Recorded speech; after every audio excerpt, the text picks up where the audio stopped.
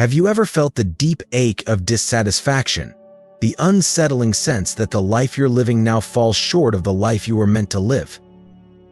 Have you ever found yourself trapped in a relentless cycle of self-doubt and regret, where the weight of past mistakes feels like a chain that drags you down, keeping you from moving forward? In these quiet, desperate moments, when you find yourself staring at the ceiling at night, wondering if there's any hope left, the yearning for renewal becomes almost unbearable. It's as though your heart is crying out for something more, something better, a new beginning that can wash away the stains of the past and breathe life into your weary soul. C.S. Lewis once reminded us that the best is yet to come, and this promise should fill us with hope, even when our circumstances seem bleak.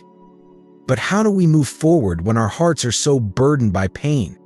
How do we believe in a future filled with hope when the present feels so overwhelming? The truth is, the journey to renewal begins with the decision to let go of the past and open ourselves to the transformative power of God. It's about acknowledging that we cannot reset our hearts on our own. We need something far greater, far more powerful, to cleanse us from the inside out. The concept of resetting your heart might feel intimidating, especially if you've been carrying the same emotional wounds for years.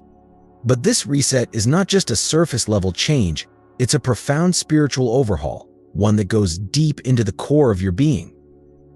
Imagine your heart as a computer that has been running non-stop, filled with unnecessary files, outdated programs, and countless errors.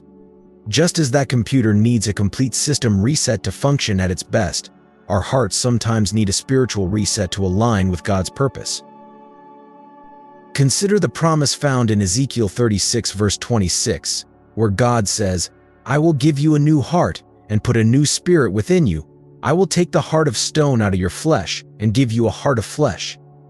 This verse offers more than just comfort, it offers a path to true transformation.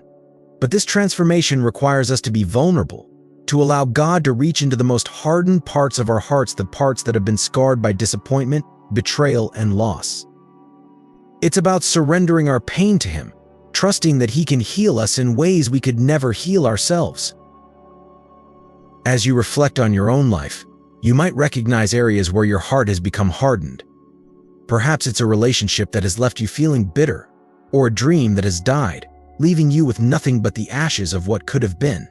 These are the areas where God wants to work, where He wants to replace your heart of stone with a heart of flesh, one that is soft and open to His love. This process is not easy. It requires courage, faith, and the willingness to face your deepest fears. But the reward is a heart that beats in rhythm with God's, a heart that is alive with the hope and promise of a new beginning. Now, as we continue on this journey together, I encourage you to stay with me.